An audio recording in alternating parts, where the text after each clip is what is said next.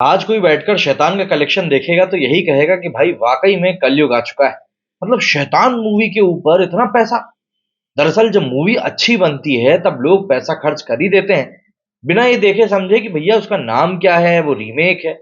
और यही एक पॉजिटिव साइन है जो इस मूवी से आपको भी देखने के लिए मिलेगा।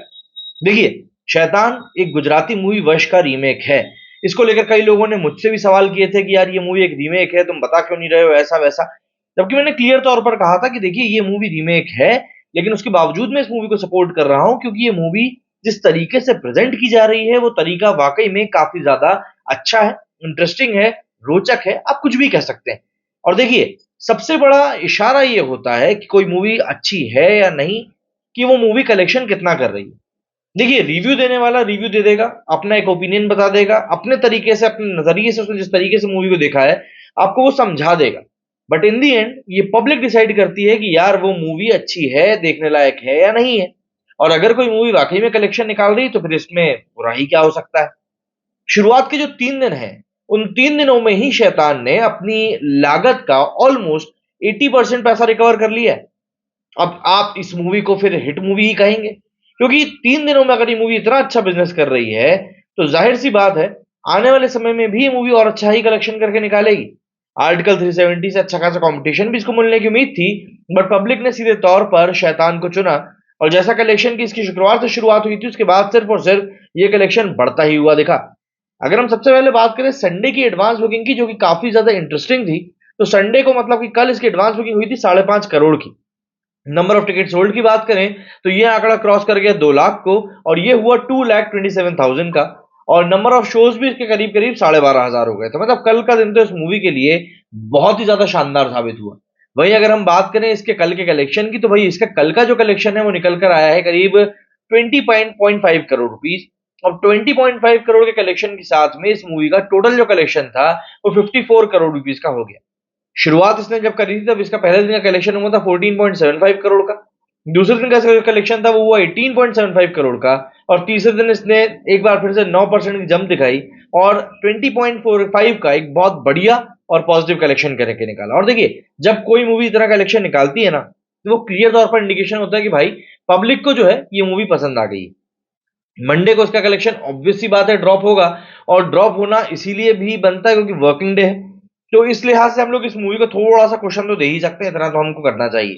हालांकि अगर हम इस मूवी के वर्ल्ड वाइड कलेक्शन की बात करें 3 दिनों का, तो वो जहां 54 करोड़ इंडिया नेट कलेक्शन है, तो वहीं 3 दिनों का वर्ल्ड वाइड कलेक्शन जो है वो 75 CR पहुंच चुका है।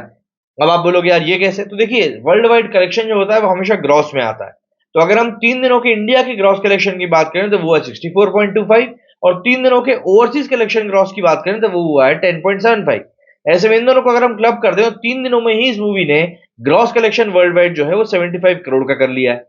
तो ऐसे में अब ये उम्मीद इस मूवी से जताई जा सकती है कि ये मूवी आने वाले दिनों में वर्ल्ड वाइड में कम से कम 100 करोड़ टच कर ही रहेगी।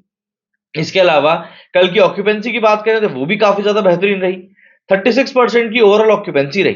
वहीं अगर हम मॉर्निंग की बात करें तो ये 21.35% रही। आफ्टरनून शोज में 37.61% गई।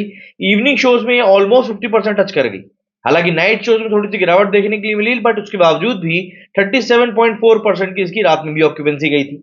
वहीं इस समय पर एक डेटा और निकलकर सामने आया है, और इस डेटा के मुताबिक जो कलेक्शन है वो कलेक्शन देखिए इसका काफी ज्यादा अच्छा चल रहा है।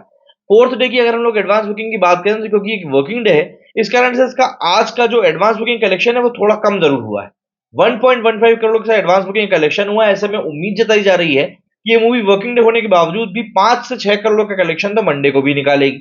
अब देखिए, इस मूवी को अगर हम एक प्रैक्टिकल अप्रोच के साथ में बात करें तो हिट होने के लिए इंडिया नेट कलेक्शन चाहिए एटलीस्ट 70 करोड़ रुपीज। अगर हम 60-65 करोड़ के कलेक्शन को मान रहे हैं तो 70 करोड़ रुपीज इस मूवी को हिट होने के लिए चाहिए। और अगर हम लोग एक तरीके से देखें तो 55 करोड़ रुपए ये मूवी कमा चुकी है। अब इसको हमने बचे हुए समय में सिर्फ 20 करोड़ रुपए कमाने हैं और ये मूवी एक हिट की श्रेणी में जाएगी। और जिस तरह का इस मूवी का जॉनर है, एक बात तय है कि सैटेलाइट राइट्स इस मूवी के और डिजिटल ओटीटी राइट्स जो है इस मूवी के, वो काफी अच्छे जाने वाले हैं। और एक बार फिर से अजय देवगन ने प्रूव कर दिया है कि जब एक introvert kind of family man की बारी आती है किरदार निभाने की, तो nobody can beat Ajay Devgan and he is the best in that role. और वही चीज उन्होंने आज यहाँ पर पोर्ट्रे भी करी है। देखिए, एक रोल को निभाने के लिए जिस संजीदगी, जिस आंखों के नजरिए और जिस तरह का अडेप्टेशन की जरूरत पड़ती है, उसके लिए जरूरत पड़ता है एक परसेप्शन। अगर आप उस परसेप्शन को बना पा रहे हैं तो ऑब्वियस सी बात है आप उस किरदार में ढल जाएंगे, और उसके लिए ही जो आपको पीछे पर्दे के पीछे जो मेहनत करनी पड़ती है वो मैटर करती है, और कहीं ना कहीं अजय देवगन उसी चीज में हमेशा पास होते आए हैं। क्या लगता है आपको इस मूवी के कलेक्शन के बारे में, कि अपना लाइफ टाइम कलेक्शन कहां तक पहुंचाएगी? कमेंट करके जरूर बताइएगा। मेरे स्टूडियो फिलहाल उतना ही। जय हिंद, जय भारत।